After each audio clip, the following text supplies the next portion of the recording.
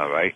And he gave me the whole speech about, you know, we don't do this kind of thing, and, you know, this is bad, you know, when a woman lays down her body, this goes back for years. We can't do this because the thing was, the whole premise in the Italian thing was because blacks did this.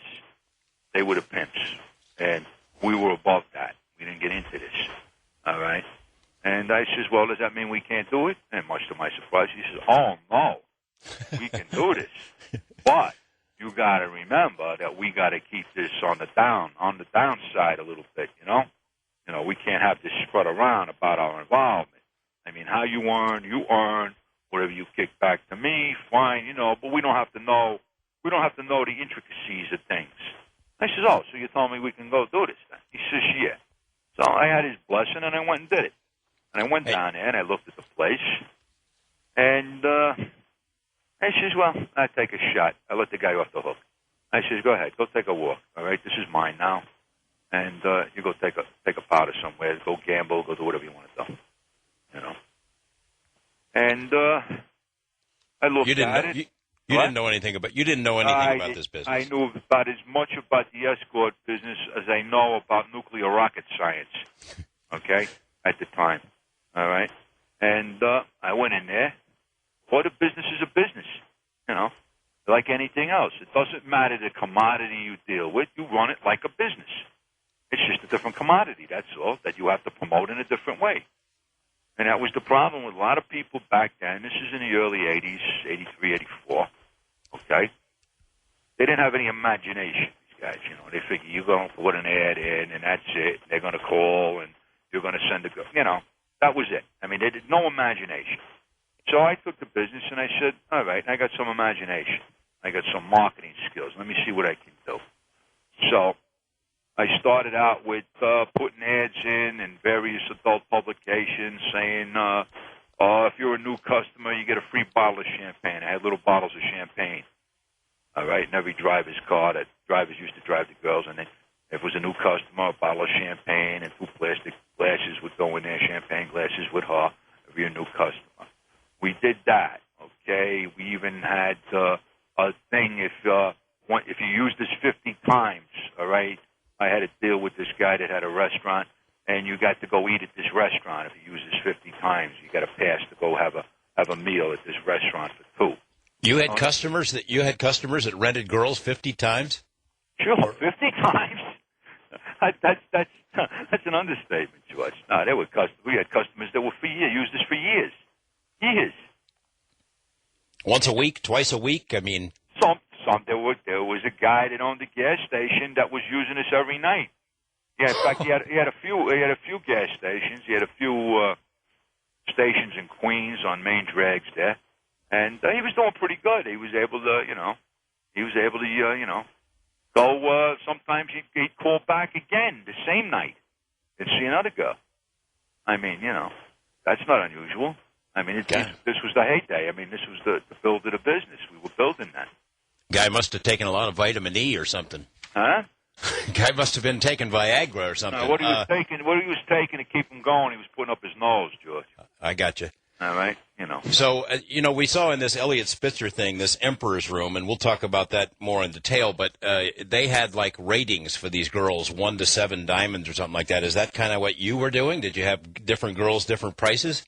Yeah, George, I was pretty much, you got your gourmet store, right? And then you got your supermarket. You know what I'm saying, George? I was the supermarket.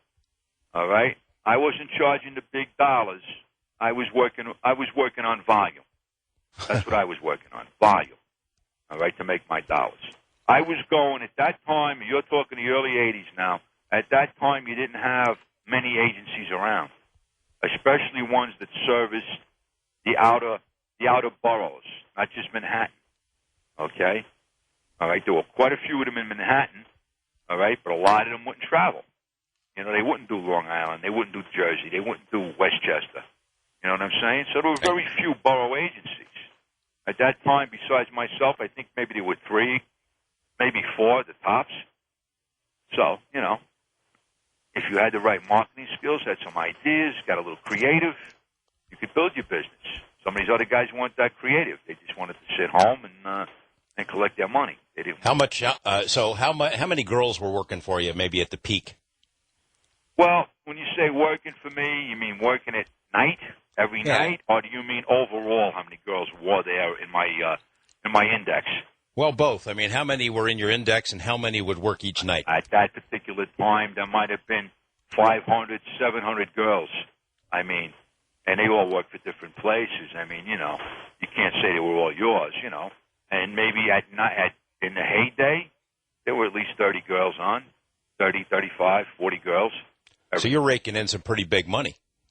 Yeah, it wasn't bad, George. It wasn't bad. I mean, do you have some figures you can give out, or you'd rather not? Well, what did they put in the paper? They said I was making $6 million a year. Well, that's pretty good. So, yeah. So you can they identify. Said that was net too. So, but okay, do you have? Go ahead. What? Do you have to kick some of this back to the mob? Of course you do. What is the percentage? Sure. Yeah. Well, you come up with a set price. Okay. You come up with a set deal, what you're going to kick. I mean, you're the one out there doing all the work. It depends who you're with. You can be with a guy. I happen to be with a good guy. All right? A guy that just wanted to wet his beak a little bit. You know what I mean? He wasn't that greedy. He had other things going on for him. All right? But he wanted enough that if there was a problem and he had to step in, it was well worth his while, And, then Christmas would come and you'd come with something extra and give to him and say Merry Christmas. You know what I'm saying? It worked like that with me and my guy. But there were guys out there that were very greedy. That and which? Yeah. Can you tell me which family? Was this a family, or which family were you associated with, or your guy was associated with? Lucchese. Right. And who was the head of that family at that time? Is it a name that the audience might know, or I might know? Well, it's somebody I never met. It's a guy, my guy had his guy he had to go to. His guy set up in Harlem. I mean, then it was, the guy's dead now. So what? The guy died in jail. So what's it? Oh, okay. All right. Really. I have respect for the dead here a little bit. Understood. So weren't you involved with the Genovese family at some point as well? Well, what happened was my guy wound up getting stomach cancer.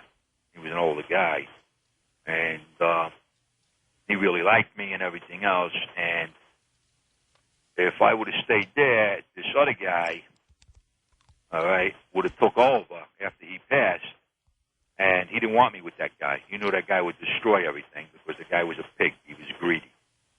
So the guy on his deathbed had enough fondness for me to say, listen, I don't want you here. I want you tomorrow morning. I'll tell you who you go see.